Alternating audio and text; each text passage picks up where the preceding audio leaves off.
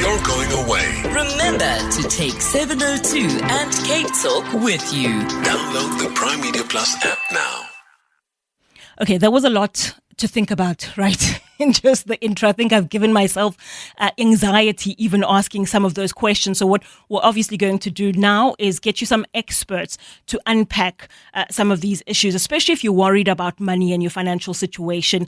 And this, of course, is a situation that you're probably not in alone. Your financial stress is often a common experience among many people. So we're speaking in this hour to Benay Sega, who's the executive head of Debt Busters, as well as clinical psychologist Dr. Kosi Giani, who is going to be both actually speaking to us about the anxiety and the worries that we have when it comes to our financial situations. Benay, good evening. Let me start with you. Good evening. Thanks for having me on the show. Always a pleasure speaking to you, Benay. Benay, speak to me about this time of the year especially, and how often it is that our anxieties when it comes to our finances pop up at this time of the year. Yeah, I think you're right. As you alluded to in the prelude, it is the time of year where we have large expenditures for fun often, but not necessarily always. Yeah. But it's also, that's for the previous year that we just concluded. We want to, be happy about it and make sure that we're rewarding ourselves. But going into the new year, I think this is where the anxiety comes into place. We have things that generally are already committed to, let's say, school fees or medical aid and things like that, but or rent often go up. Yeah. And I think that generally puts a big anxiety on us, particularly because we often get paid around the middle of December, and then, the next paycheck comes towards the end of January. So you have this, if I can call it, less chartered territory of 6 weeks in between paychecks. That's quite difficult. And I think once those debit orders start going off, it builds quite a bit of anxiety. And I think that comes on top of having completed a year, of generally not always good news, but we will have some hardships throughout the year. And I think we certainly see it in the financial behavior of people, quite a bit more anxiety, particularly because of what we're about to face in the new year. Yeah. Dr. Kosi Giani, good evening. Thank you so much for joining us. Is it common human nature to put these sort of things off until the end of the year? I mean, our expenses, as Benay mentioned, are long-standing. We pay for our rent every single month. We pay for our car installments every single month. It's not something that suddenly comes out of nowhere at the end of the year. So is it common nature that we leave some of these issues till the end of the year, and then that compounds to the anxiety that we have because suddenly it all piles up on us? No, absolutely. I think it is just common for us to live in the now and to be able to justify our behaviors in the now, and we will say, well, live for today will take care of itself, hoping that I can somehow compensate for my indulgence and perhaps my reckless indulgence at this stage at a later time. And when that time comes, you find that you have not put in place contingencies to make sure that you can compensate, such that you find by the time that was meant to be a compensation time, typically at the end of the year, people are banking on the bonus. But many a times people will overspend the money such that by the time the bonus arrives, they've already spent and in some instances already gone into debt. And yet there is also the festivities of this time to still pay for. And therefore it becomes just a double burden of expenditure and I would say, unscheduled and perhaps indulgent and reckless spending. And then we know, Jen, you will worry about what did I just get myself into and what do I need to get myself into, those predictables that Benay was talking about, the fees and everything else that we do know are not surprise items. They are there, they're scheduled, and yet we kind of, many of us still find ourselves kind of surprise when that time happens, and we are not adequately prepared for that. Still on human nature, Kosi, are we socialized, or is the way that we're socialized often a factor in how we relate to money and our relationship with money? Many of us are not schooled. We learn so many other things except these kinds of things. We take these things for granted. If you do know, it is because perhaps you are in that field or you've taken a special and specific interest, which should be the case. And it should be the sorts of things that we learn from school all the way up. And it shouldn't surprise us suddenly when we start working. And what do we do with that money? How do we become frugal with our money? How do we spend? How do we save? How do we invest? Those three things, all of which need to happen from the same pocket of money. So many a times, most of us get it by sheer luck rather than deliberate, conscious knowledge of how to do these things. And I guess this is where the value of Benay and them comes in. And we want to be able to rather do these proactively rather than reactively, as it tends to be the case. Yeah. Benay, earlier in the year, I think it was July, if I'm not mistaken, Debtbusters had a money tracker survey that you had done, or at least was released in July, where I think you had thousands, I can't remember the exact number, but it was quite a big pool of people that you had surveyed about their financial mindsets and what it is that stresses them the most. What are some of the key findings that you found in the money tracker survey earlier in the year? Yeah, Nogukanya, you're right. We did a survey of about 26,000 respondents back in July, and it's the annual Money Stress Tracker survey.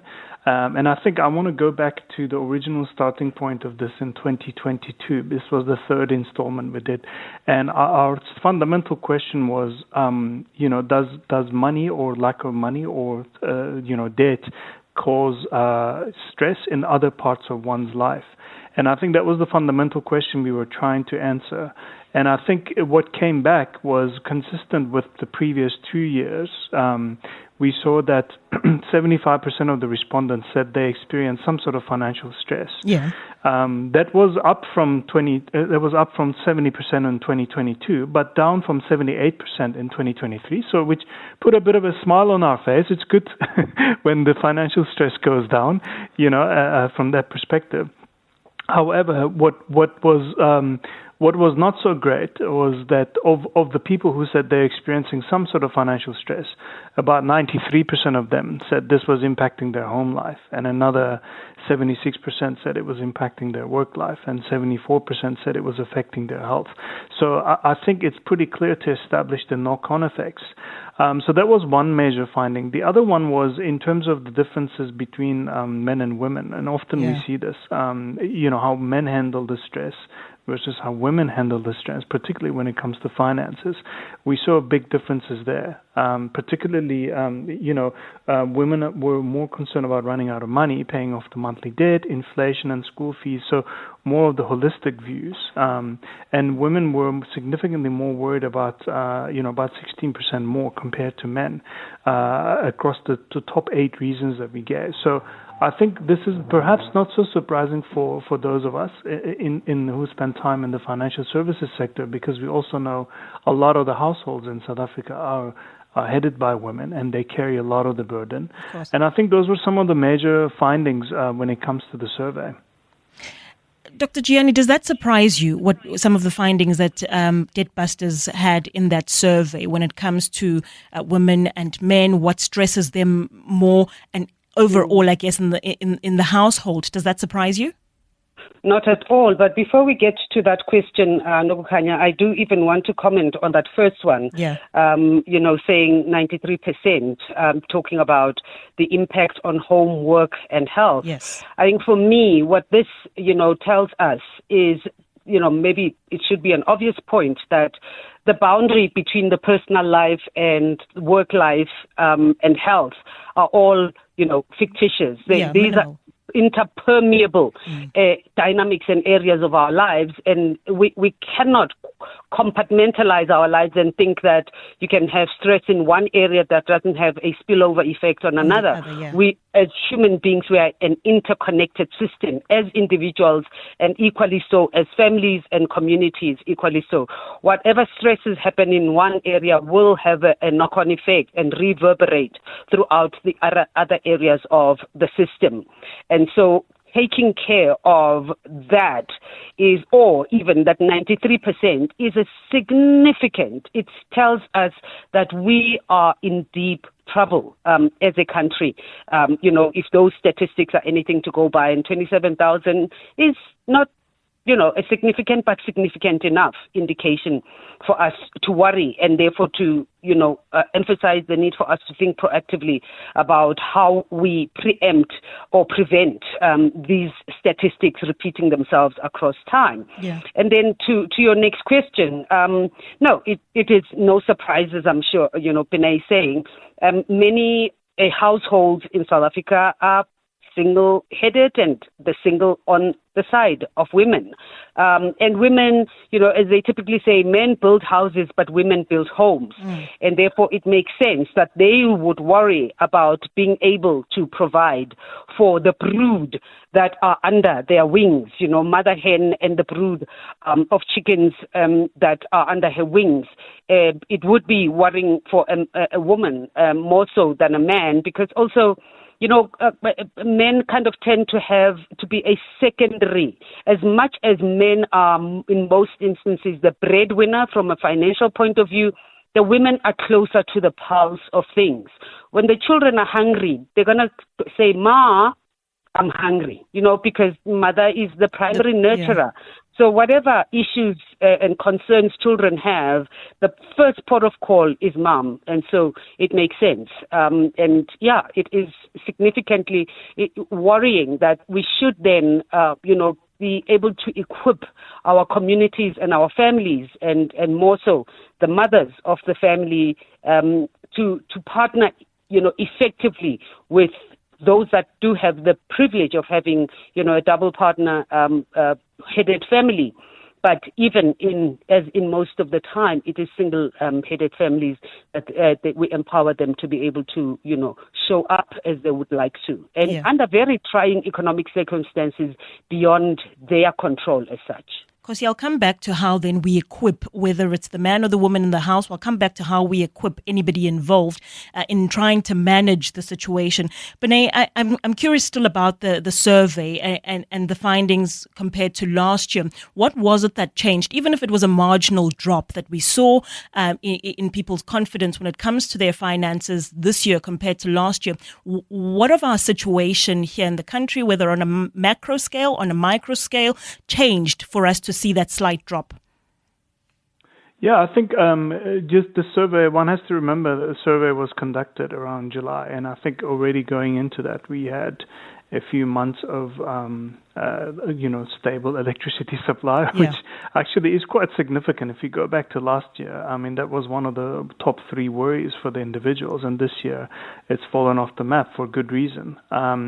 The other thing that I think gave people a bit more optimism was that interest rate increases was one of the bigger worries last year, and this year, again, it's much lower.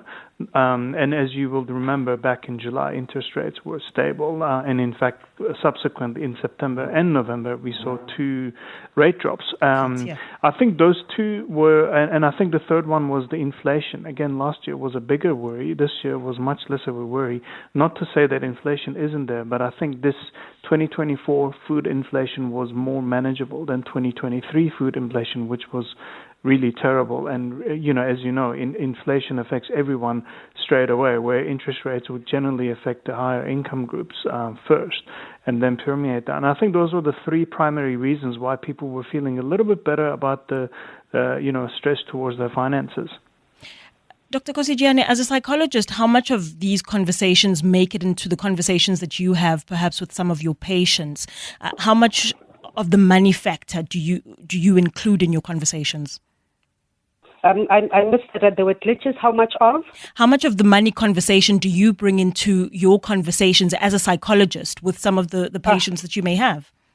In the majority of issues, people will come with not directly to talk to a psychologist necessarily about money. Of course. It will be about the stress that money or issues related to money is causing in the relationship. And then as we unpack that, invariably it does come to money, whether in most cases it's the lack thereof or it is the different approaches to how they use the money or what money the having or not having thereof, the implications that it has for the relationship, for the partnership, for that couple or for that one breadwinner, the single-headed family as such. So money is inalienable to the stresses that people will bring to a psychologist's room. Yeah. Benay, I know you often, obviously, of course, have to deal with some of the numbers. You're crunching these numbers, doing the surveys, and you interact with people on the basis of some of the issues that they come to you. We are financially strapped, at Debtbusters at least. How do we then work around our finances? But how much of this requires a change in mindset outside of having to crunch the numbers when you deal with it? 100% of it.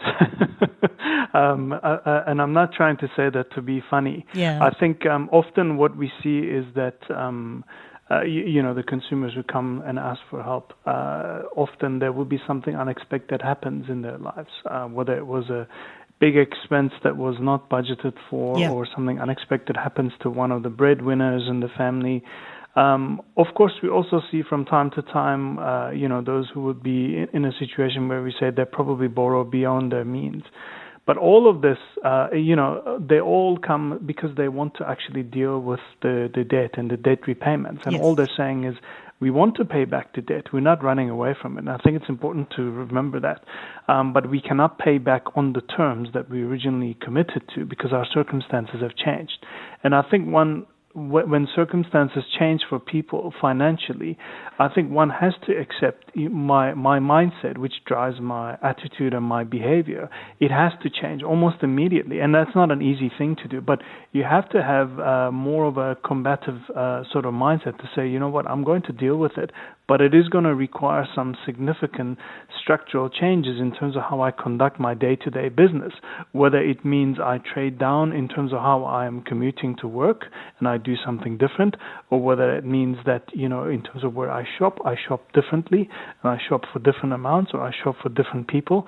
It does require a significant change, and that's why I say 100%. I think to deal with it effectively, one has to accept that whatever worked in the past is actually not effective going forward. And for the period that you want to be in debt counseling and repay back the debt, you have to adopt different strategies, and that by itself means you have to adopt a different mindset. Yeah. Kosi, you mentioned earlier that the financial stress that somebody has then impacts on your mental health. How do we get around that?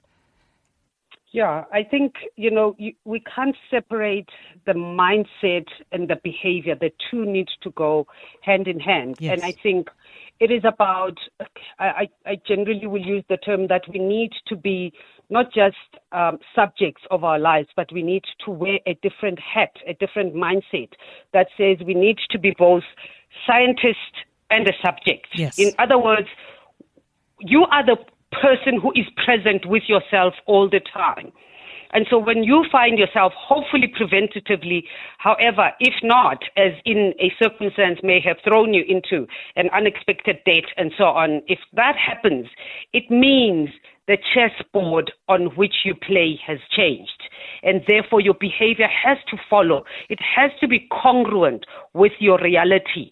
And it is about saying, how do I sit down? How do I stop? How do I not go into denial and just pretend and hope and, cross my fingers and toes that things change. Yeah. But to be able to be brave enough to say, let me live the reality, not the ideal. And living the reality means if my resources have downscaled, have been reduced in some way, it therefore means there needs to be a commensurate downscaling of my lifestyle. Yeah. Benay, I'm going to give you the last word just briefly. I mean, there are a number of tools that Debtbusters use to help people get or consolidate their finances. And there's different words that we often throw around that I think scares a lot of people. There's debt consolidation, there's debt counseling. What do I need to do if I feel that I'm cash strapped and I'm stressed because of my finances? How is Debtbusters able to help in particular situations? Yeah, I think you are right, and I think we are trying to change the narrative in terms of not having scary words, because I think part of the part of the challenge we have is that those scary words and phrases could throw people off. Yeah. So I would say the first thing is go to our website, debtbusters.co.za. You can sign up for free to see what your credit score is. Understand whether your debt repayments, what percent of your monthly income they're making up. And if that's something significant, let's say more than 40%, in our view, that should probably be looked at by a professional and addressed to see whether that could be reduced to something that's more manageable for you.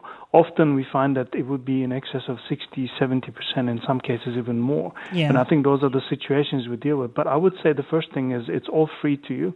Go and look at your credit score, understand what your credit repayments make up as a percentage of your take-home pay, and take it from there. I think, knowledge is power, and I think we owe it to ourselves to really know the starting point. And I would suggest start from there. Don't worry about the terms, but really understand your own situation, and then the solutions will come to you. All right. That's Benay Sager, who's the executive head of Debt Busters. We also had clinical psychologist Dr. Kosi Giana just speaking to us about how to get a handle of your finances and how to manage the stress that could come and obviously always comes with your finances. I want to stay with this conversation about your career and reassessing, trying to figure out whether you're in the right space, the right place, just when it comes to your career specifically. I'm joined now by Anya van Beek, who's an independent leadership consultant, a talent strategist, as well as a career coach, to speak about navigating your career uncertainty, if you are facing any uncertainty, and creating really a clear roadmap for your professional success. Anya, good evening. Thank you so much for joining us this evening.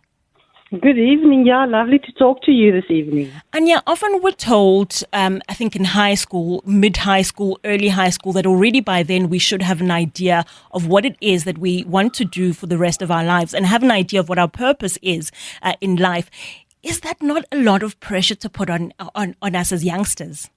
Yeah, absolutely. Yeah, I totally agree with you that so often people, especially the young ones, as they end, the last phases of high school, and starting to make their career choices, the first thing that I want to tell them and their parents is that we need to remember that career choices is almost like a journey. Yeah. It's not a destination. And we see a very, very clear shift from people that's in a job for life, rather focusing on multiple careers. So people must please release themselves from that pressure, because it's unnecessary to say, you know what, I'm 17, 18, perhaps even younger, 16 years old, and I now need to decide what I want to do for the rest of my life.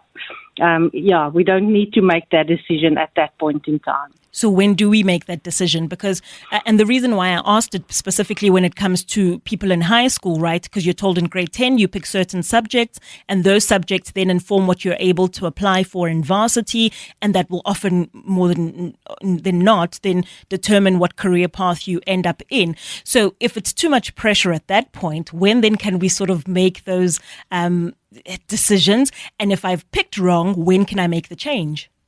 Yeah, so I think perhaps I should then position it slightly differently, because you're right. At that point, we do need to decide, what's the subject, yes, where are we aiming towards? And I think that's perhaps the part where a lot of people are doing assessments. Some of the listeners can't necessarily afford assessments. Yes. And that's perhaps where people can simply start to focus on what gives them energy, what energizes them, and not necessarily only what they're good at. Because they might be good at a subject, but it's not energizing them. So as soon as you focus on where your energy is coming from, that's usually a clear indication, okay, that might be the sort of focus area. And usually people do start and make a decision at that point in time. But I think that's the second thing that they don't need to consider.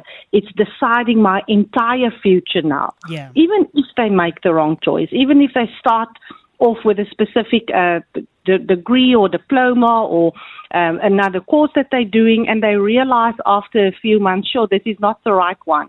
Remember, when we build a CV, it's a portfolio that we're building, and it's not necessarily, okay, yes, I'm studying to become this or that. So I think we need to open our mind that even a wrong choice doesn't mean failure. it means, yes, I have something else to put on my CV that I can build on, because each and every little aspect is giving you an opportunity to learn and grow. Anya, for then somebody who's already in the labor market, what are some of the assessments that we can make to determine whether or not I'm in the right job? You said you need to figure out whether something energizes you outside of being good at something and having a particular skill set. But when I'm already in the labor market, how then do I decide? What sort of reflections do I need to have with myself to decide whether I'm on the right path? Yeah, a lovely practical exercise is building on what we've just said, is literally making a list of what's the activities that I've done today and where am I almost lost in time. I mean, I'm not looking at the clock. It's as if everything is flowing. And that's usually strength-aligned tasks. And that's where you need to look. What roles in your current environment, or perhaps if you Google and read up, are roles that match your natural talents. And I think it's sometimes even scarier for people that's already in a role, they're already established, and now to decide, sure, but this is totally something that I don't want to do and I do want to shift. And luckily for today, we see this is very, very common. It's not uncommon. I mean, if I think of my parents and their careers, they had a job for life, and you start when you're 20 and you end when you're 65, and that's definitely not the trend. We see people having 3, 4, 5 different career paths. And perhaps that's just the motivation for someone else to once again say that if there's a shift and you want to change, that's okay. But then, as you said, if you can go and have a conversation, perhaps with a mentor, perhaps with a leader that you look up to, perhaps with someone in that industry that you're keen to shifting towards. And I think that brings the essence or the importance of networking, making sure that you perhaps on a professional platform like LinkedIn that you can start to have conversations with people in other roles, in other jobs, to reach out and just touch base to say, okay, but this is my concern, or this is something that I want to mention, or, I want to explore. And so people are so eager to support younger professionals. And I mean, I work a lot with people that's in a mentorship relationship, even mentorships outside of the organization. And I think the point that I'm trying to make is reach out and ask someone, can I have a coffee? Can we have a virtual chat? This is what I have in mind. Can you please share your successes and failures about your job? Yeah. Anya, once you've identified that, I mean, if we're speaking to somebody right now who's listening, who thinks they are not in the right path, not on the right career path, and decides they want to change now, they've identified that. They've identified some of the resources, like you mentioned, going on to LinkedIn, finding a mentor, finding a career coach. They've identified that. Putting into action then, how then do you go about it? If I want to go into a completely different profession, how much of it requires me going back to school, or are there other workarounds depending on whatever industry that I want to go into? Is it complicated really to change? I don't think it's complicated, but once again, there's not a one size that fits all. I mean, you have to do your homework. And I think the practical advice that I can give people is make sure that you do have some money set aside. Because think of about 6 months of salary that you might have either to pay for a different course, perhaps to, as you transition from a corporate role into starting your own side hustle, to just support you with the transition. So make sure that financially there's some backing for you. And then I would just say, take that leap of faith. Sometimes we hold on and we're in a role that there's no benefit for us. And just don't let that imposter, that mindset of, I can't do that, even though you know that you have whatever it takes. Just take that step, that leap of faith. And see every step as a learning opportunity. Yeah, that's Anya van Beek, who's an independent leadership consultant, a talent strategist, as well as a career coach. If you are thinking of moving, find the resources online where you're able to reach out to mentors, to people who are in the industry that you're interested in branching out to, and try to figure out the best way possible for you to make that switch. I asked you earlier if you knew how much you're worth. If you could put a number to what your worth is, what do you think that number would be? I'm actually curious to know. I have a number a figure in my head for my worth. I might not say it now, but if you perhaps get me started, I might give you a figure for what I think I'm worth. I don't know if my employers here at 702 will agree or not. That's a different conversation altogether. But if you can put a figure to what you think you're worth, please do share 011 883 0702, or you can send us a WhatsApp on 072 702 1702. We're going to, in just a short while, start talking about, exactly that. And I've got with me Judy Klippen, who's an author as well as a career coach, to maybe talk about how we can negotiate our salaries, right? Going into 2025, if it's something that you've got in mind, are you just putting zeros at the end of your bank account and that tells you what you think you're worth? Or do you think there's more that reaffirms and recognizes you as a valuable part of your workplace? Judy, good evening. Thank you so much for joining us here at 702 and Cape Talk. How do I determine my worth at work? Wow, that's a big question. Okay, so I think that it's obviously can feel a little subjective to determine your worth at work. But what I say to my clients is, it has a lot to do with our own innate skills, obviously, but it also has to do with our experience and the value that we are adding and bringing to the workplace. So if you think about an artist, when the artist first starts off, they're quite unskilled, say, or unpolished. But the more they practice and the more they paint their paintings and the better known they become, the more valuable their art becomes. And I think that we are the same. Our art is our work. The more that we practice, the better we get at it, the more skilled we become, the more valuable our work and we as workers become as well. So it's not just about our qualifications or our degree or our knowledge, but it's also about the skill and the experience and the value that we are bringing to the workplace. It's quite difficult to quantify, though. Judy, often when we go for work interviews or we're trying to negotiate with our current employers for an increase, they'll tell you that your market is in line with your salary, rather, is in line with the market expectations or other salary or market salaries. How do they at least put a figure to that? So that is a comparative thing where you're looking at a generalized, like a norm. You're looking at 20 people, and of those 20 people, you come up with an average. And I think that unfortunately doesn't take into account the individual and what the individual person is bringing.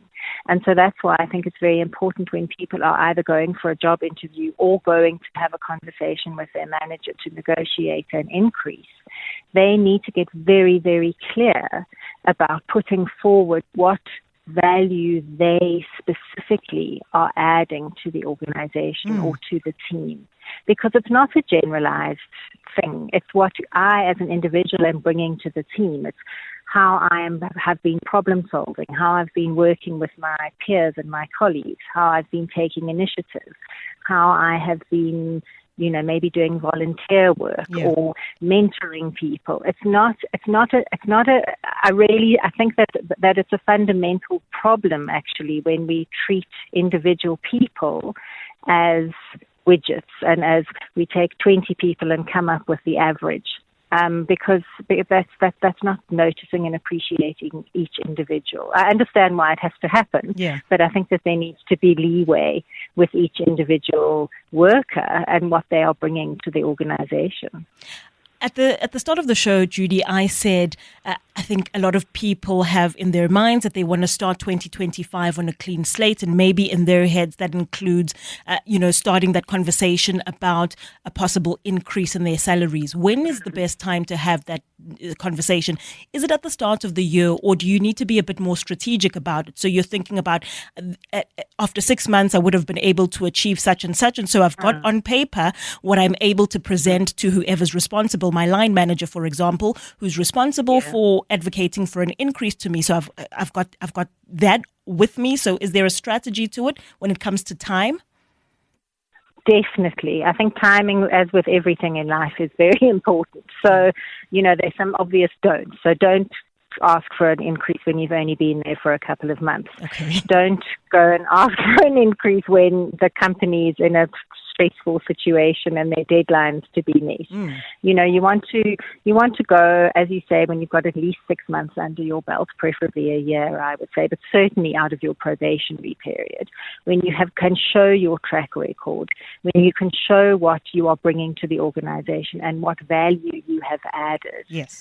And then you go in very well prepared with all of that information at your fingertips. I've participated here, I've done that, I've done this, I've helped, I've mentored this person, I've problem solved here, I was happy to stay late when we were facing this problem, whatever. I've learned this, I've finished this course, I've undertaken this learning and development program. Yeah. And when you go in with as much evidence as possible about why you are worth an increase, and then you obviously choose the right time and the right place, yes, then I think that you have a much better chance of just going in and saying, I want an increase. The other big thing for me, Judy, is then how much of an increase am I able to advocate for myself, right? In either scenario, whether you're still in negotiating stages for a new job or you're already within a company and you want to ask for an increase, how then do I, especially in an environment where often we keep our pay slips very close to our chest, we don't have those conversations very openly, so I don't know what's reasonable in the next person's mind. So how do I know when I'm asking for an amount that I'm not undershooting or overshooting? It's a really tricky one. And also I think that we've all grown up in an environment where we have been taught that speaking about money and asking for money is a bit kind of unsavory. Yeah. It's not something we're encouraged to do, especially, by the way, as women. Yeah. So I do think that it is a tricky one, and it's hard to know, what is the mark. And so maybe also to do your research and to go to, if you have friends who work in similar industries to you and are happy to share, they don't have to give you the exact amount, but kind of give you a general idea of where they're at, or maybe even speak to an HR manager at a previous employer, or maybe your friend can put you in touch with their HR manager. It is a tricky one because people don't like to speak about their salaries, and I think that is encouraged. Especially, again, sorry to harp on the women, but I think that we all know that women generally get paid less than men. Yes. And so there is that culture of secrecy is not just because it's a bit uncomfortable to talk about money, but it's actually encouraged because organizations don't want everybody to know what everybody else is earning, because then they've got ammunition to come and say, well, that person with less experience than me is earning more, and I think I deserve to be paid more. So I think that we need to just be quite strategic, but also quite brave and quite bold about finding out what the numbers are, so that we can go in prepared and armed with information. Yeah. In a situation where I'm starting a new job and they ask, or my prospective employer asks for my current pay slip, they want to see that before they ask for my expectations. On the flip side, Judy, am I able to, or would you advise somebody who's going into those negotiations to then ask the prospective employer, the company, how much they have budgeted for that particular role, so that they are able to then figure out where they fall? I think again, you need to read the room and you need to decide for yourself what your outcome is. Do you know what you want from this process? Because if you really, really, really want the job because it's an amazing opportunity and you're going to learn amazing skills and make amazing connections, then perhaps the experience is possibly more important or as important as the salary. Yeah. So we really do need to be very clear about what we want to get out of interview processes and jobs, and not shoot ourselves in the foot by saying, okay, well, I'm only prepared to come at X 100,000 Rand a year, Yeah. because then, you might be honoring yourself in terms of the actual rands and cents, but you might be missing out in terms of amazing experience, learning opportunities, and other benefits. etc. Yeah, because I think that, we very much focused, and obviously money is important, but I think sometimes we are overly focused on money and salary as being the only important form of reward and recognition. Yes. And actually there are others as well. So we need to pay the bills. Yeah. But sometimes it's useful to say, okay, well, I'll do this job for a bit less money than I know I'm worth, because the value of the experience that I'm gaining is going to be worth it for the long term for me. Judy, very, very briefly, how do you then handle objection when you come to the table and you say, this is what I want, and the answer is a straight no? How do you then handle the objection to that? Do you pack up and leave? No, I don't think you should ever pack up and leave unless you've got another alternative. Yeah. I think that, it's never a waste to go and say, to go and open that negotiation, because you're putting yourself on the radar, you're drawing attention to yourself so people are noticing you. It might well be that there is a budget issue, that they don't have money to pay you more. So to try not to take it personally and kind of pack up and leave, as you say, but to say okay and to learn from it, and to think about how could I do it differently in future, or maybe start looking around for other jobs. But unless you are in physical or mental danger, I do not recommend packing up and leaving until you've got something else lined up, especially in this economy. All right. That's Judy Klippen, who's an author and a career coach, giving you some tips and tricks, I think, about how you can negotiate for more if you believe and you've worked towards more. We've spoken about money at work. I want to bring it closer, right? And bring money into your home. Earlier, if you remember correctly, Dr.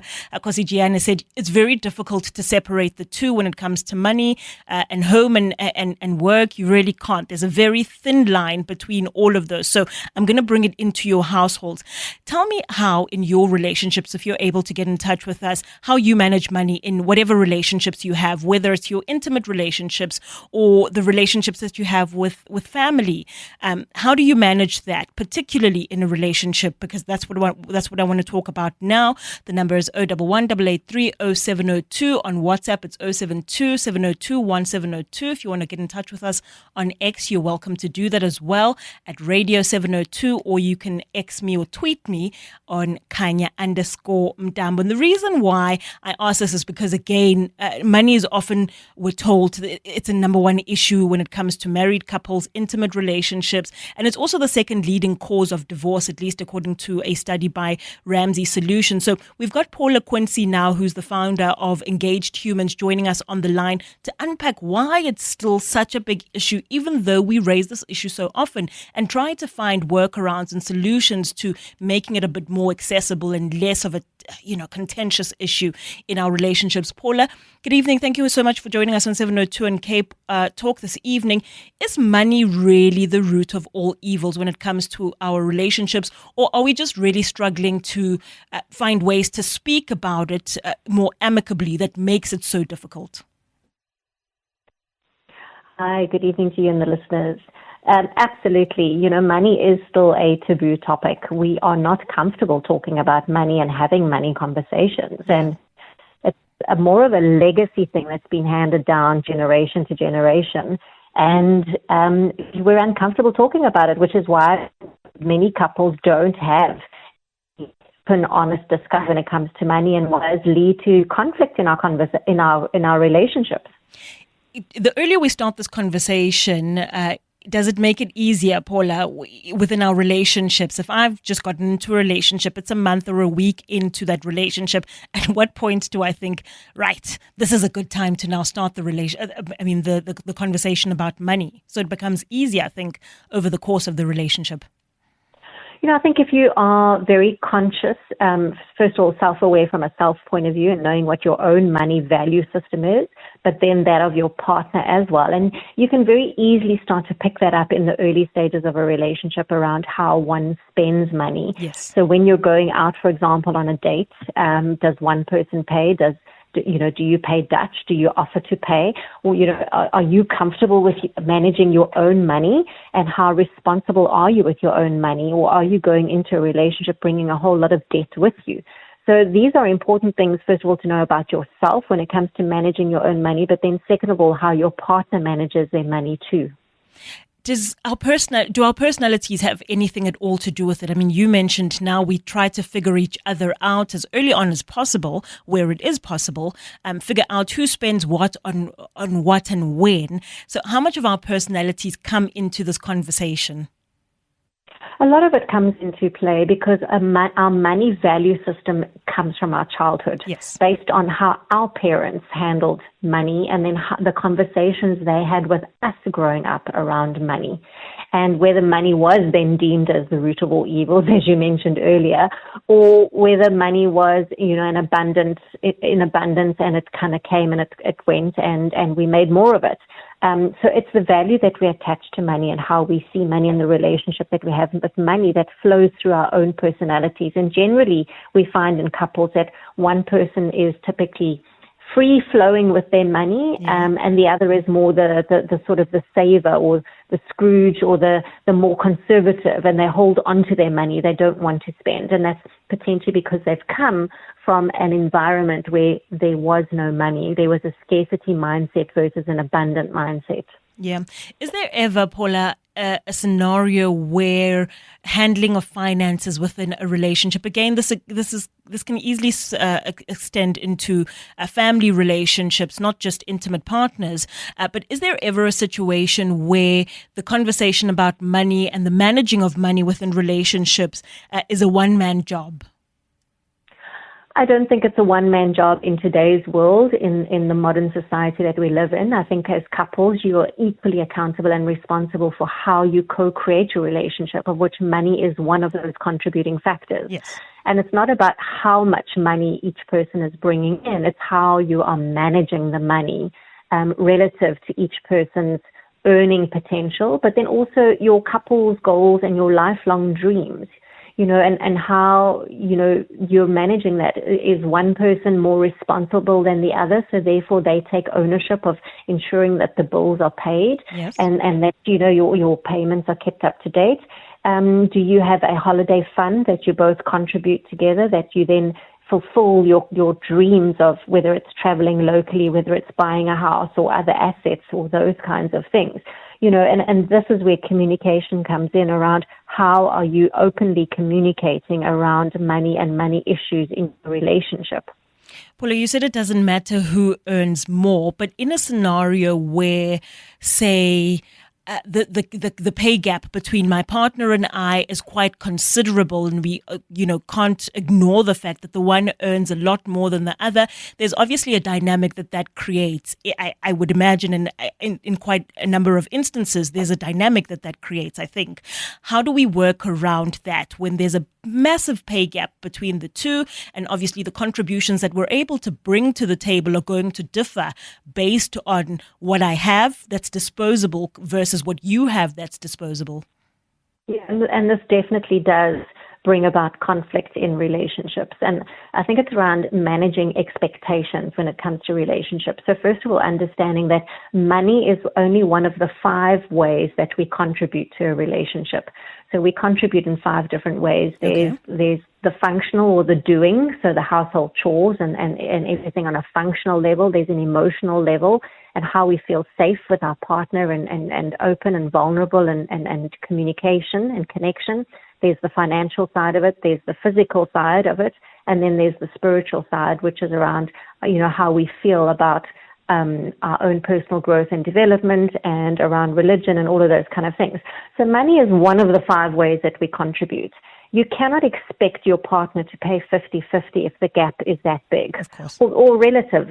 So you've got to look at what is fair and what is relative. So if you're earning 100,000 Rand a month and I'm earning 50,000 Rand a month, what does that relative split look like when we sit down and we do the household budget that seems fair? Because if you're expecting your partner to pay 50-50, it's going to cause conflict and resentment, because the one partner is never going to have money because all their money is going to be taken up contributing towards their 50%. And the other person is going to feel resentful because they're always going to be paying for everything because the other partner doesn't have money. Yeah. There's a text on WhatsApp that I want to read out, and I think it adds quite a bit, Paula, to what you've said about what we need to be putting on the table. But I want you to tell me if there's more that we need to be talking about in addition to this comment that we've got on Twitter. It says, "Hi Kanya, I'm in a mixed age relationship. My partner is 18 years my senior. I've been open about money. We've gone through our credit scores. We know where we stand. We've spoken at length about our future finances, given my age and that he has older kids from a previous marriage. Everything is on the table. I don't have a problem with discussing money and finances. I never want to be broke, especially as an adult. As a child, I saw how my parents didn't manage their finances, so I decided that won't be for me." And just that last bit, Paula, I think spoke about how we're conditioned from a young age based on what we've seen at home. But speak to me when there's other things at play here, when we're in a relationship where there's kids involved, there's previous relationships, you've got expectations that you need to manage from all sides, home or wherever, and so you've got other things to factor in. How then do we discuss finances considering everything else that's involved in whatever scenario or picture we're involved in?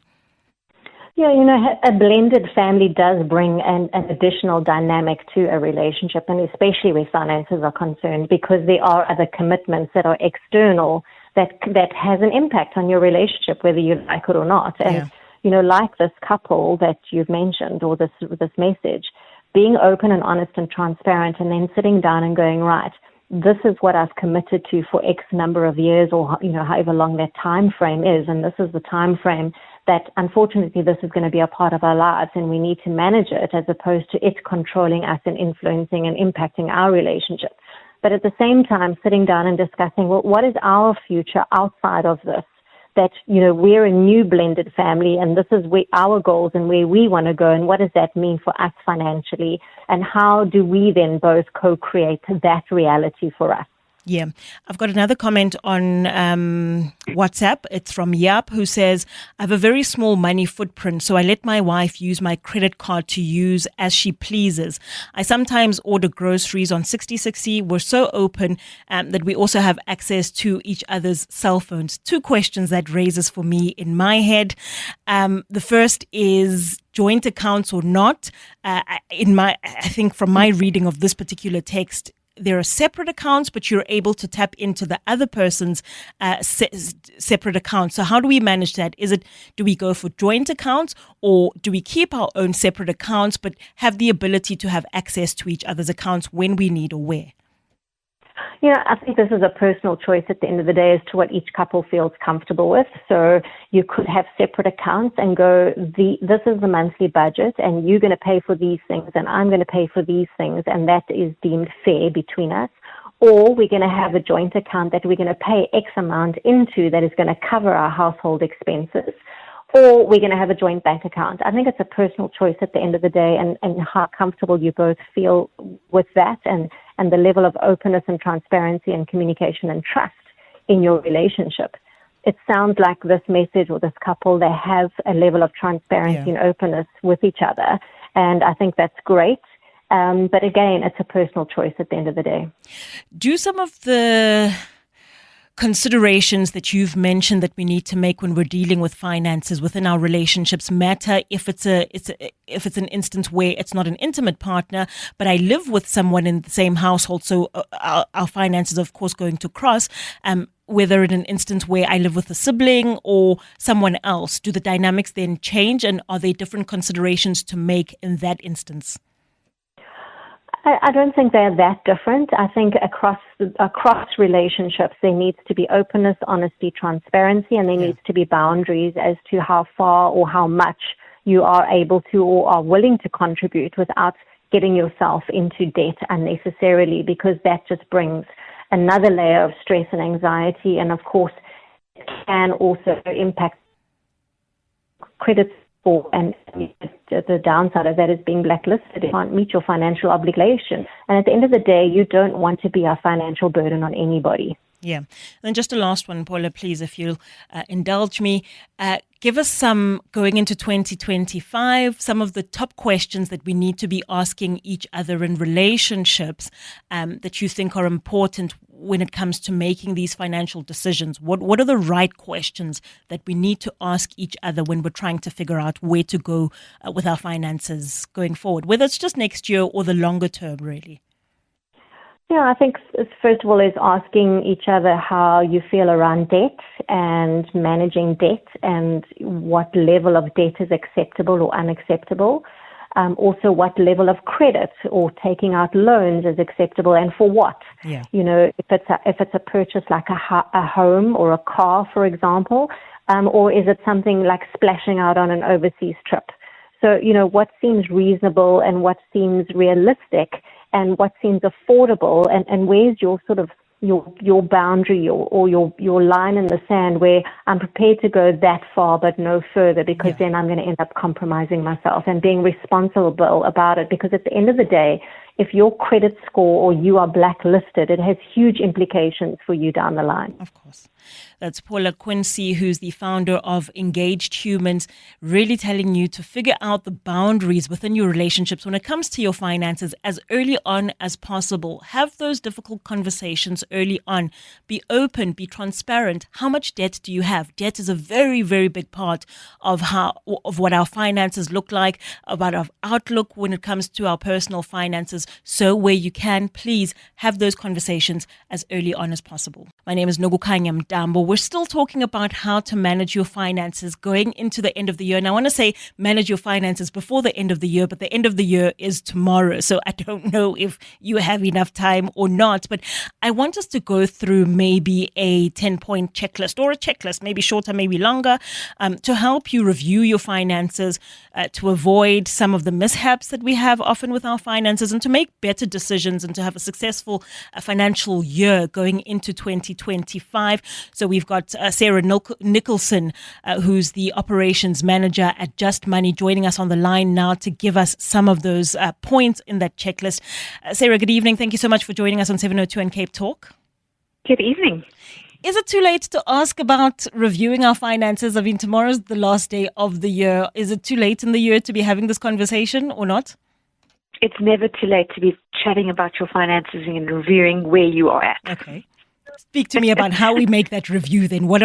If I'm sitting at home now, when I go home, in fact, what's the first thing that I need to figure out about what my finances look like now, whether I've done a good job or not, before I then think about next year? Where do I start with that?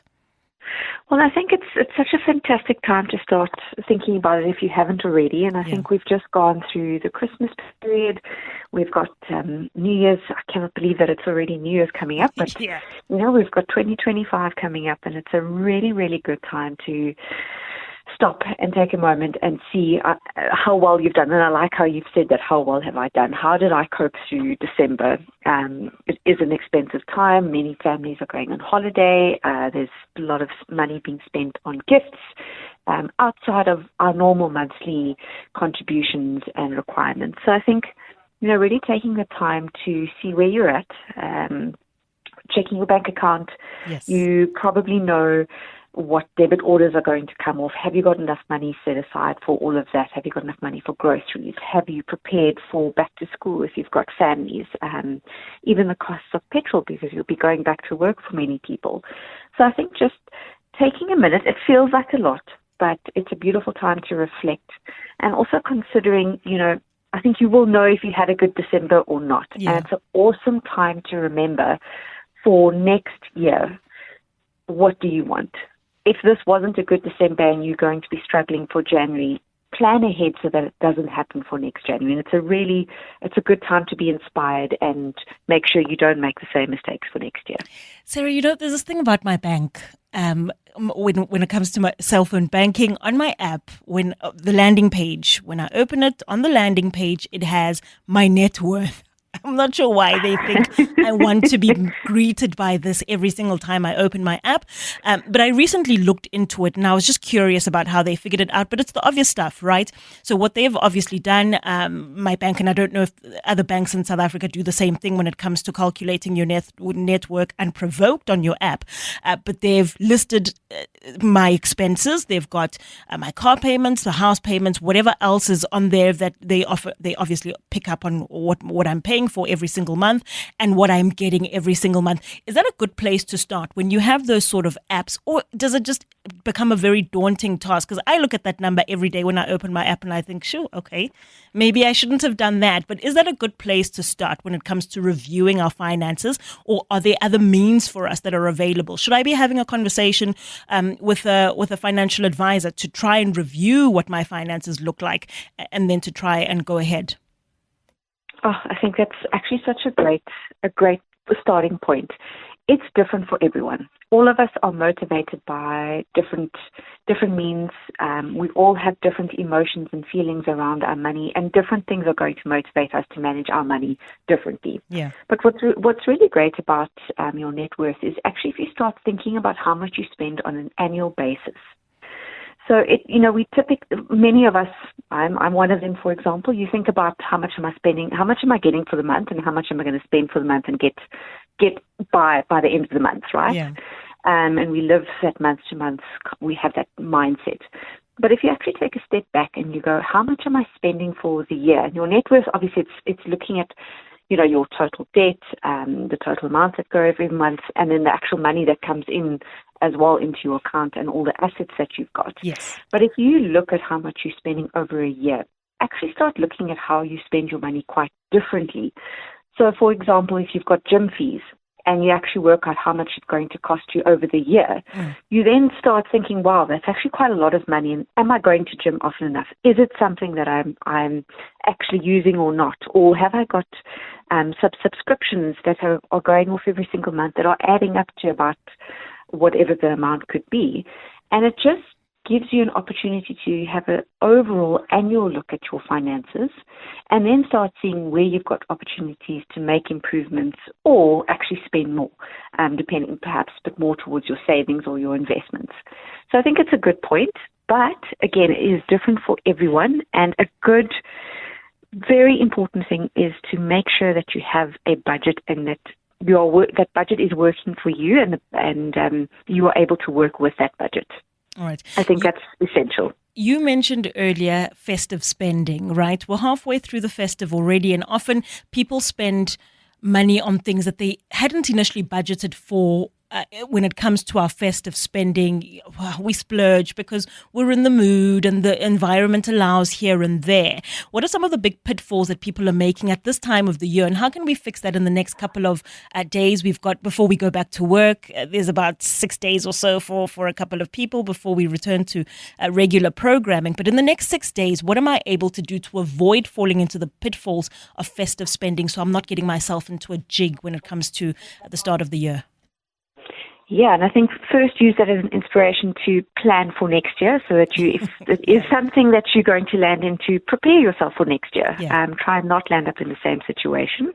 But of course, January, as many people call it, yes, that's around the corner. And I think as you said, many people do overspend in December, and that does often mean that they're left short in January. So I think in order to get by, really make sure that you are prioritizing your needs over the wants.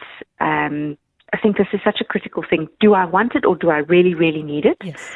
So make sure you've got those needs covered. And I spoke about a budget, but make sure that you've set up a strict budget for the month as well. Focus on paying off any credit card debt as quickly as possible just to avoid any high interest. And then, of course, there are a couple of sales that will come up during January. Try and be quite strategic about how you spend money for your essentials. Cut back on those non-essentials, the non-wants. And then also do some very smart things, like can you potentially plan meals to save on food costs so you're not eating out as much as you might have during December.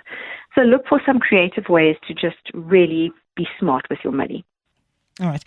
Paula, Sarah, are there other considerations like tax obligations that we need to keep in mind when we're thinking about finances for next year? I know it's something that we often try to put on the back burner until SARS comes around, but when we're planning for our finances for the coming year, are we thinking taxes, and if we're not, should we be? It's actually a great time to start preparing for the tax season. So it's a good opportunity to start gathering any documents. So look at your medical expense receipts, any proof of retirement contributions. Yeah. If you have additional money available, then even look at putting additional money towards your retirement annuity before the 28th of February. That can actually help reduce your tax liability. So it is a good thing to be thinking about. It might be slightly overwhelming if you've got other things on the go, but if you've got the capacity to look at that, yes, start getting yourself ready for it. All right. And a last one, and very briefly, please, Sarah, other things that need to be top of mind for a successful 2025 when it comes to our personal finances. You've already mentioned budgeting, your needs versus your wants. What else do we need to start thinking about? If you haven't got it already, start prioritizing emergency savings so that if you are struggling, for example, now in January, it's not something you want to land up for the rest of the year. So make sure that you are putting a bit of money aside towards emergency savings. Build that fund, even if it's a small amount, every single month. And then thereafter start looking at making sure you've got enough savings to start investing as well. And tackle your debt. Yes. That's often a big one. Yes. Make sure you're getting that sorted as quickly as possible. Yeah. All right. So make sure if you are able to get down to your emergency savings, if you do have disposable income, a bit to spare, obviously it will differ from person to person, how much you think you have and that you're able to set aside. Doesn't matter how much, but the very little that you have, Sarah says, put it away if you can for a rainy day budget. Needs versus wants. Figure those out as early on as possible. That was Sarah Nicholson, who's the operations manager of Just Money, speaking about getting those end of year finances out the way before we start planning for 2025. We have about 23 minutes. Yeah, I'm trying to count here. It's 23 minutes to 8 o'clock here on 702 and Cape Talk. My name is Nogukhanya Mdambo. The final 30 minutes of the show. Thank you so much for sitting it through with us. I hope you've gained just as much as I have when it comes to managing our finances and prepping for the new year. And I don't want to make it morbid, but this is a conversation that often we need to have, and I don't think we have this conversation often enough. And so that's why I thought, let's wrap it up with this. Again, give you food for thought as we go into the future. This is more something, not just for 2025, but something that you need to think of long term. And this is, a conversation when it comes to death and money, right? What considerations rather do you need to make when it comes to your debts when you've passed on, and the people that you're leaving these debts with, how are they going to manage that? What final taxes do you have to pay in the afterlife, so to speak? If you do have to, have you written a will? That's one of the very big questions. Have you written a will? Let me know, please, on 011 883 0702 or on WhatsApp 072 702 1702. You can send us a tweet on X. It's at Radio 702, or you can tweet me as well, Khanya_Mdambo. A person who's better equipped, of course, to give you some of the answers to these questions is legal analyst Mpumelelo Zigalala, who's also the director and founder of Zigalala Attorneys. Mpumelelo, good evening. Thank you so much for joining us this evening. Good evening to you, sir. Good evening to your listeners. It's morbid, but it's a conversation that we constantly have to have, right? And I'm going to start, let me go back a second outside of maybe electing an executor of your estate, right? Let's talk about wills and how important these are. I can't stress it enough. And maybe when it comes from you, it might be better off. The importance of wills. Speak to me about this.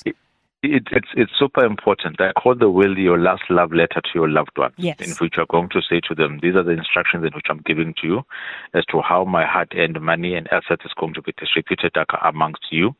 There are certain instructions that may need to be followed or things that you would need to comply with before you get access to those funds, especially when it comes to kids.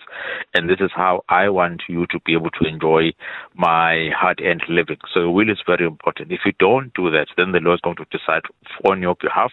And unfortunately, when it comes to the law, it does not think about your cousin, think about the person that you were supporting when they were not legally adopted by you. It only limits you to a certain number of people. So having a will is super important. It must be there. Otherwise, it's consequences which are not desirable then follow. So it's important that we have one. Yeah. So it's not just so much for you who's the deceased now, but it's for the people that you leave behind and what you're able and that what they're able to get still for those considerations that you've made. Once you have passed on, Mpumelelo, and there is a will in place, who's responsible for making sure that your last dying wishes and that final love letter that you've written for your loved ones is taken care of? Whose responsibility is it? Then it's the person which is called the executor. Okay. That person is usually appointed to say, you are going to be the custodian of the things. The three things that which you are going to do. You are going to collect, you are going to manage for a while or from a short-term basis, and then you are going to distribute. That's your main role in all the things that you are doing here. Another important question, a part that must be considered by people drafting wills, is the person that you are choosing to be an executor, do they know how to do these things? Do they know how to read and write, something which is we may take for granted, but which is super important? Do they know how to read, for example, financial statements? Are they able to collect all the things and all their bank accounts? Are they able to understand the type of systems in which we work with in South Africa so that it doesn't cause problems at the end of the day? If there are minors that are involved, then the law is going to say legal practitioners must also be involved. If you identify someone who's going to assist you, if there are minors that are involved, is there a special trust which is going to be created depending on the type of assets which you are leaving?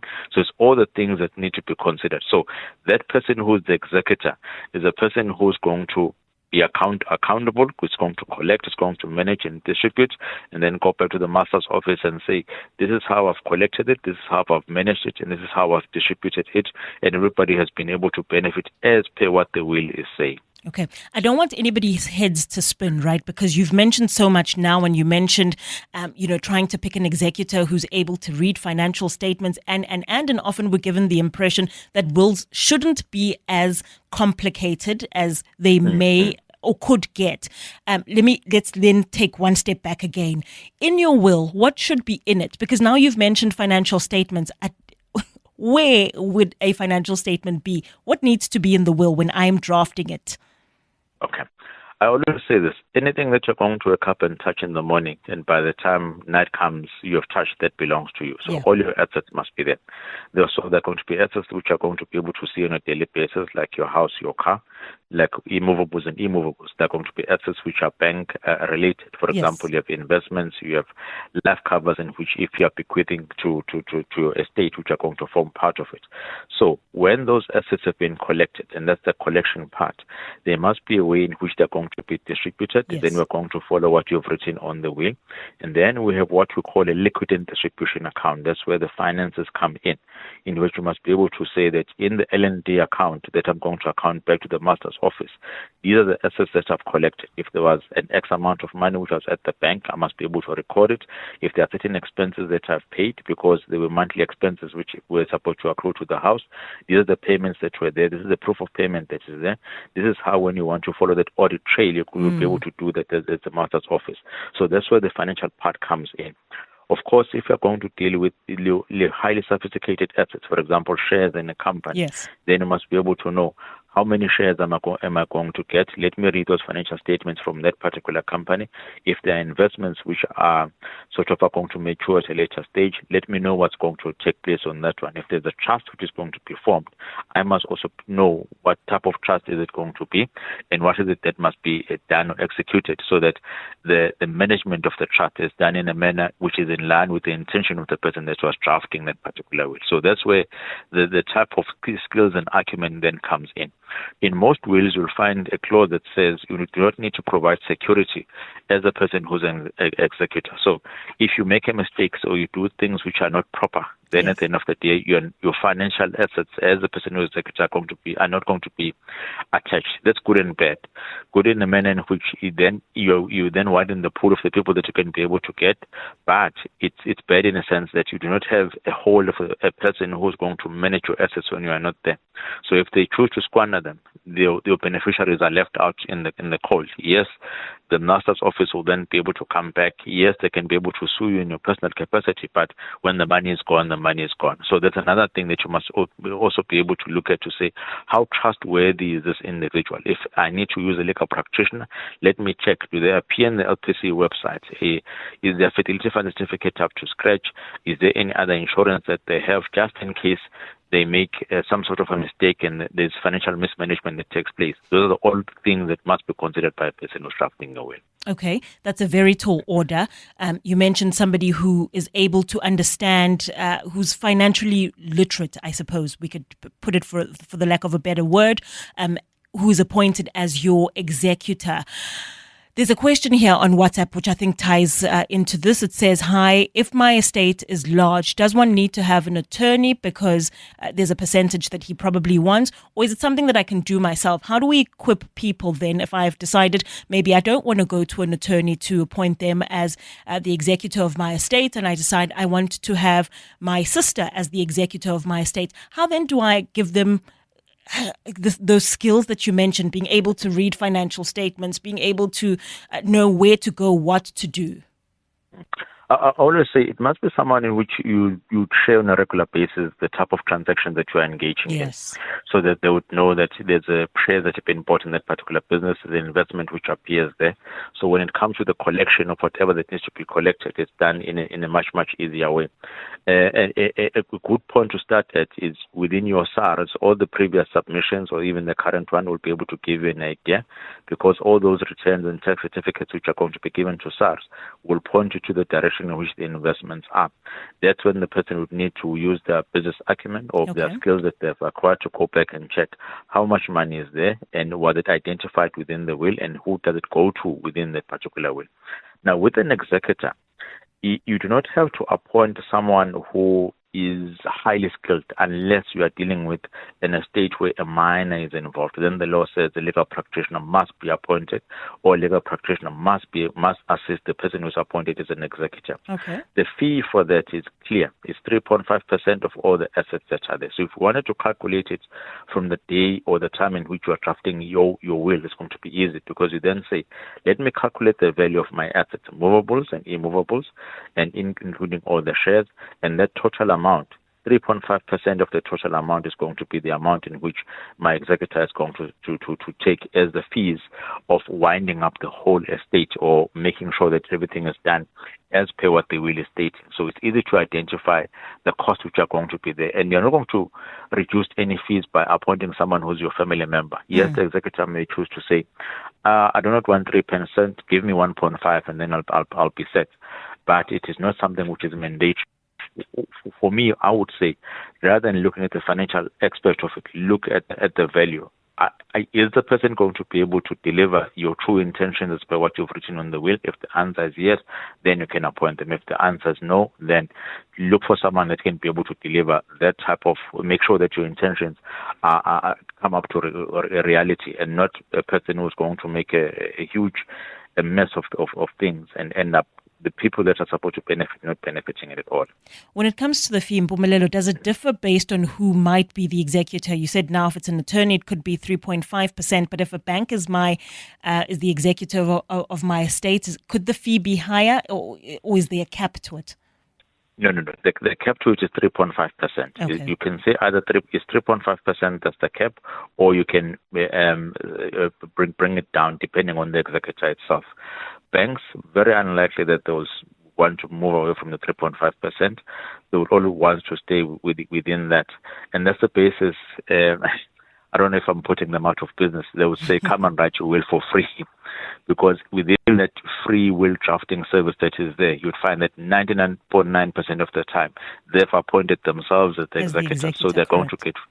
Yeah, so they're going to get the fees at the end of the day, depending on the type of assets that you have.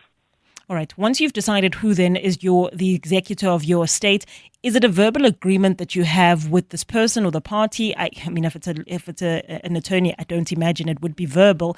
But if I've decided to go with somebody who is family, is it a verbal agreement, or does it need to be written down somewhere? Who needs to then be notified that I've appointed so and so as the executor of my estate, so that when we get to a point where I'm no longer around, God forbid, everybody's on board with who that person is, who then distributes what I have left? That information is going to appear within the will. So I would always say, have an indirect interview with them. Okay. And then after I've identified to say, this is the person that I think will be able to do this in a proper manner, let me then appoint them, and I'm going to put them in my will and say, Zialala is going to be my executor. And just when you update that will, I always do it twice in a year. Do it in Jan and also do it in June. Okay. Just make sure that those individuals are still alive, because you don't want to appoint a person that has passed on. Fair. And put a provision of saying that if that person passes on, at least let me appoint a law firm and not an individual, because within that particular law firm there will be other individuals that will be able to carry on. Or you can even write a statement to say, take it to the LPC. The LPC will choose amongst its members or the legal practitioners that are there as to who can be an executor within my estate, so that I'm able to cover all the instances and all eventualities that may take place. So you do not need to tell them. They don't need to know. You just have to make sure that you mention them within that particular will. And don't be ambiguous. So if you say Mpumelelo Zigalala, and there may be 3 or 4 of them, you try to put maybe their ID number if you don't know them, their date of birth, so that we know exactly who we are talking about when you elected that particular executor. Mm. Is there ever an instance where there's conflict of interest? If I've opted to go with family, right, picking somebody who's part of my family as an executor of my estate, and I say, for example, my sister again, I'm just going to go with this example. My sister is the executor of my estate, but she's also part of the people that I've left something for in my will. Is there ever an issue of conflict of interest in that particular instance?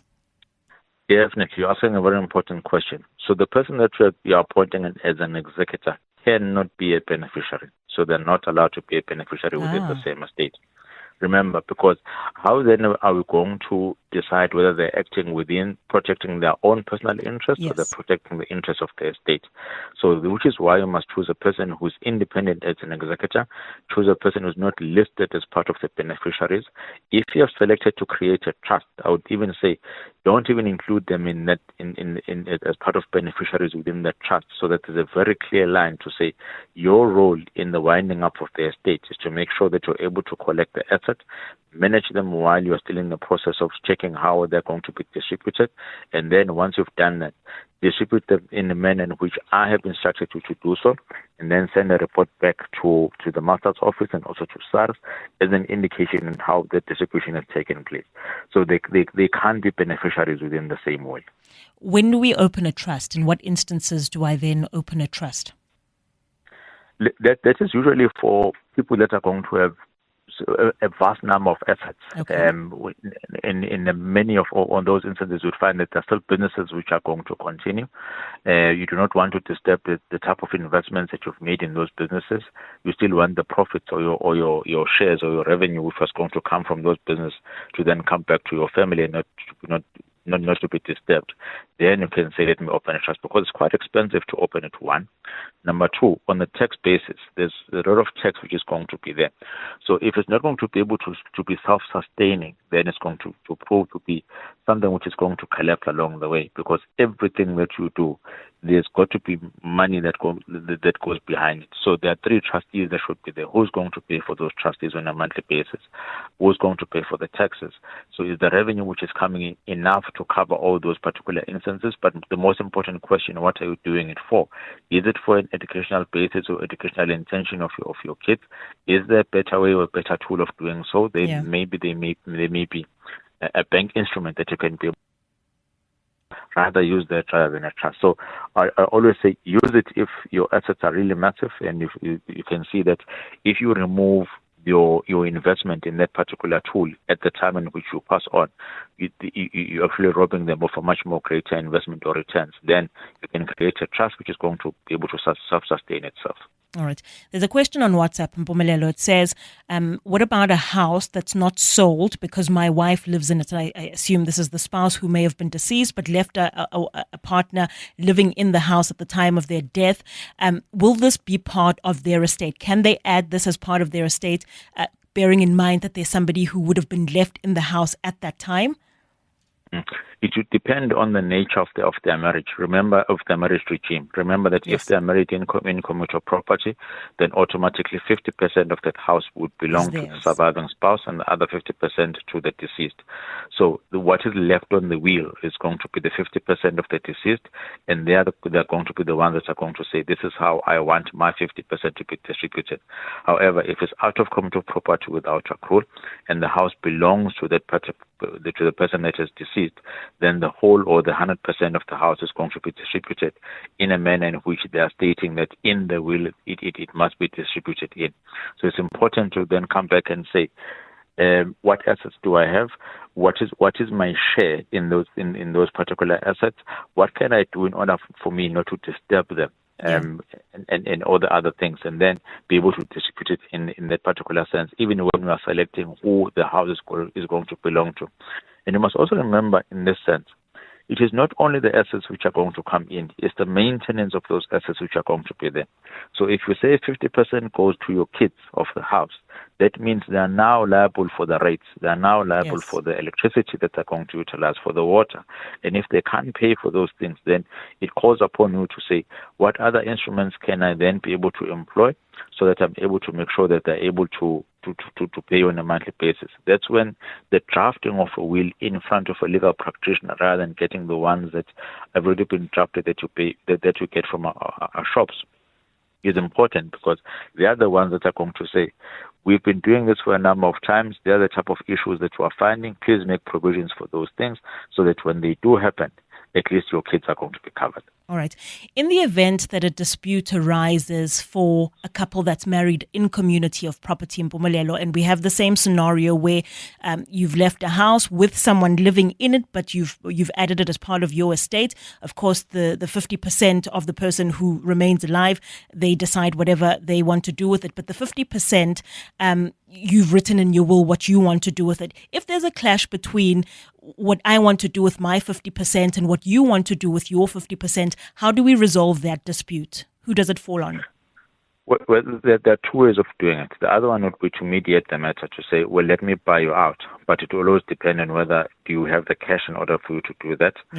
Are there any other payments which are going to be there? The hard and fast rule which will say, well, you're going to own the house jointly with the other individual, whether you like it or not, because that is what the will is stating. Or if there's no will, that is what Interstate Succession Act is at least telling us must happen. So you may find that the wife is going to own her own 50%, own 25% due to the nature of the regime marriage in which they've been married in, and then the rest will be distributed amongst the kids, even those kids which are out of the marriage in which they would have developed between them and the spouse. So it depends greatly on what has been stated, and the law is very clear. Whatever that has been stated, we are going to follow what is written on the will. If not, interstate succession will then kick in, but there are instances in which a person will then be forced to own a section or part of a house with someone that they may not desire to hold or that possession in, and also the expenses will also be due to them, which is why it's important that when you sit down and say, how do I want to distribute my will, consider all those things to say, if these people don't see eye to eye at the end of the day, what is it that I can do in order to broker peace? If the peace that I want to provide is to say, this house must belong to my wife, all of it, then do that, because peace will then prevail. Mpumelelo, we also have a question from George in Krugersdorp, and he wanted to ask about tax, right? Once an amount is received, who's liable for tax there? It's the estate on its own. Remember that what SARS will do is that they will say, I want to check when you're submitting your liquidated distribution account and check how much tax is going to be there. There's what you call estate duty. So there's a specific amount, but that one only covers certain amounts of a higher value. So I think if it's under $1 million, if I'm not mistaken, then there's no estate duty that you pay. But if it's over $1 million, there's amount of tax in which you're going to pay, and it's going to be taken from the estate in which you are distributing. So we're going to come back to it and say, what's the amount of shares? What's the amount in terms of the houses? What's the amount in terms of the cars? Let's take a percentage of that and pay the tax man. If there's no cash which is available, then we may be forced to sell one of the cars or even the houses, so that we're able to satisfy the tax basis. And also remember, on your own personal tax, again, SARS will then come back and say, we are part of the people that need to be paid. When Zigalala passed on, he did not pay his taxes, so we are going to claim his taxes from his estate, which is why it's important that when you go and draft a will, one of the exercises in which must be done by the person who's assisting you is to say, let's do a quick L&D just to check whether you're going to be liable for any debts. If the answer is yes, then let's make sure that we have 3 instruments which are going to be the financial instruments. The other one is the funeral cover. Other one is life cover number 1, which is going to cover the expenses of the estate, and then life cover number 2, which is going to go to the individual beneficiaries to say to them, this is what I'm giving you outside of my estate, so that you're able to survive while the estate is being wound up, because it may take maybe up to a year depending on how the estate is complicated or easy, or whether you've been paying your taxes diligently in order for the estate to be wound up. All right. That's Mpumelelo Zigalala, who is a legal analyst as well as the director and founder of Zigalala Attorneys. Please consult where you are able to when it comes to drawing up your will, and then who you appoint. Make sure you're picking the right person to be the executor of your estate, especially in those instances where it's a complicated estate. Please make sure that you are consulting. And